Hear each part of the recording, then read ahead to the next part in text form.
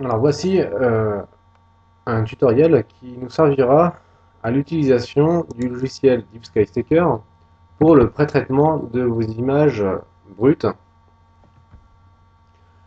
Donc vous allez ouvrir vos fichiers images en cliquant sur ouvrir. Vous allez chercher vos brutes que vous voulez pré-traiter. Allez chercher les darks, les flats et les offsets, bien sûr.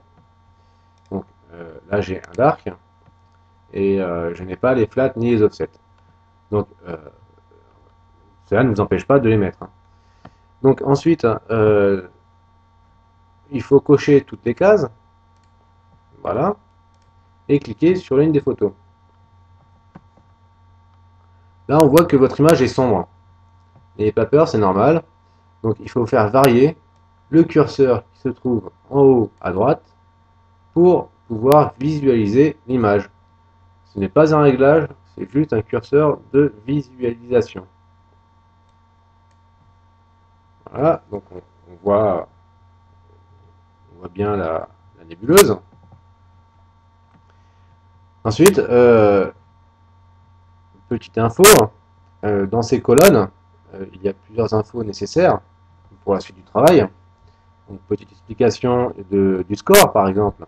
Deep Sky Stacker vous donne un score pour chaque image. En fait, il fait une comparaison de chaque image et donne un score de 1 à l'infini. Alors, plus les scores sont rapprochés entre eux, cela veut dire que vos images sont assez homogènes les unes par rapport aux autres. Ou vous avez un score trop bas par rapport à un autre, ce qui veut dire que l'une de vos images est mauvaise. Donc plus le score est bas, moins l'image est bonne. Et vice contraire, vice versa. Ici, nous avons la colonne étoile. Ça sera au moment du calcul de décalage de chaque image, il va vous donner un nombre d'étoiles de référence qui sera utile pour l'empilement, et le FWHM qui est bien sûr la netteté de vos étoiles. Ensuite, nous allons lancer le calcul des décalages de chaque étoile, de chaque image.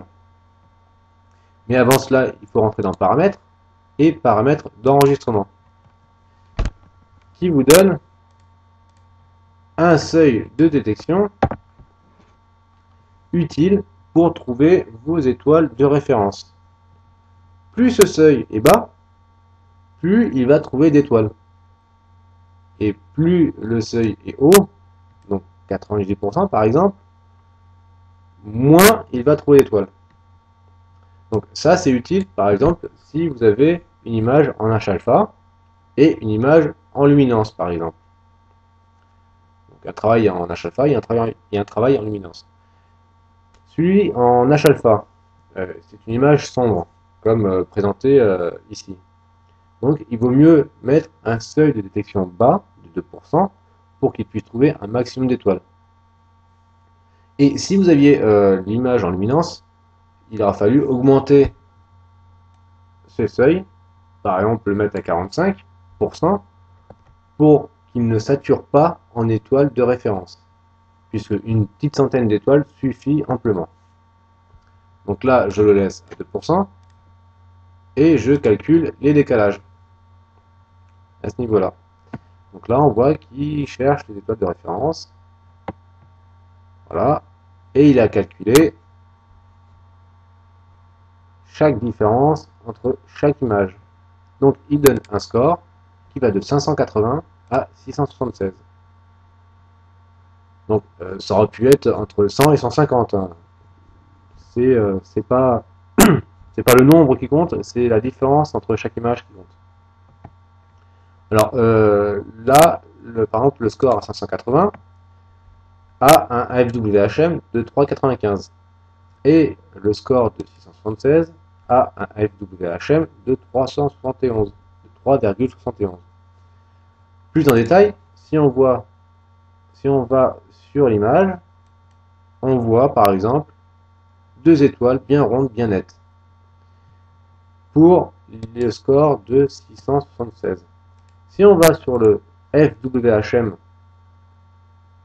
de 3,95, qui est plus élevé, on va sur ces deux mêmes étoiles et on voit qu'elles sont tout aussi bien rondes, mais plus étalées.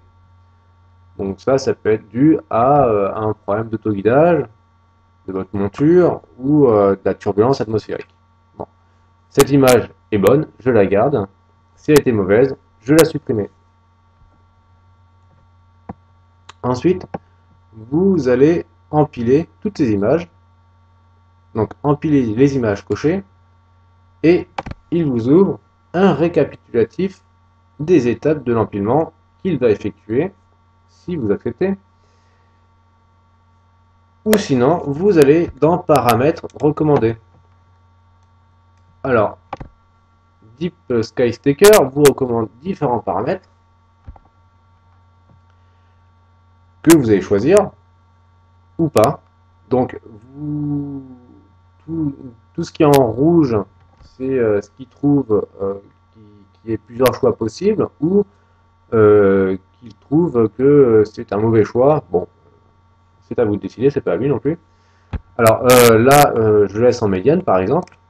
Ou si je voulais choisir d'autres paramètres plus en détail, donc je vais dans paramètres d'empilement et il m'ouvre ces onglets avec le résultat final que je veux obtenir, donc ou bien en mode normal, donc c'est la création de l'image empilée de plusieurs photos, ou bien le mode mosaïque, comme le nom s'appelle mosaïque, hein, ou bien l'intersection de toutes les images qui ne sont pas centrées les unes par rapport aux autres.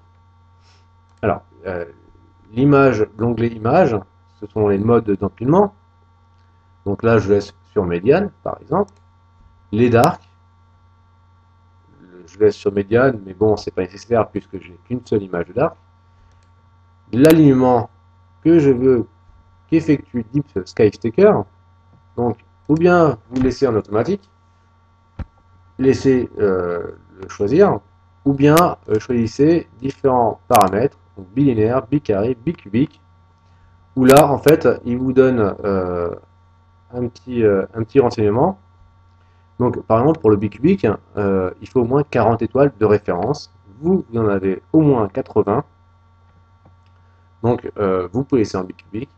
Ou si vous vouliez en bicarré, le bicarré, par exemple, il demande 25 étoiles de référence, donc ainsi de suite. Vous laissez un bicubique, par exemple, et vous lancez votre empilement. Donc là, il va appliquer le dark sur chacune des photos et empiler chacune des photos entre elles. Ce qui me donne une image finale qu'il bascule en mode traitement.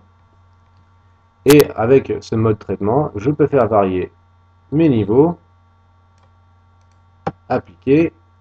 Alors, à chaque modification, il faut faire appliquer. Et si vous vouliez revenir en arrière, vous faisiez ça, ou en avant, ou réinitialiser pour si vous avez fait plusieurs modifications et que vous êtes embrouillé, donc il revient automatiquement à l'image d'origine. Donc moi je n'utilise pas ce mode traitement puisque d'autres logiciels le font très bien comme Maxime DL et Iris et Photoshop. Alors je le laisse quand je vais enregistrer, je n'applique pas tous les traitements que je vous ai montrés et je fais ne pas appliquer les ajustements dans l'image enregistrée. Alors si je voulais les appliquer, je clique appliquer, voilà tout simplement. Je nomme le fichier, je choisis TIFF ou FIT, donc je vous conseille bien sûr FIT, et je fais enregistrer. Et voilà, le travail est fini du pré-traitement. En quelques clics, Deep Sky Stacker vous a pré-traité, empilé toutes vos images en quelques minutes. Voilà, au revoir.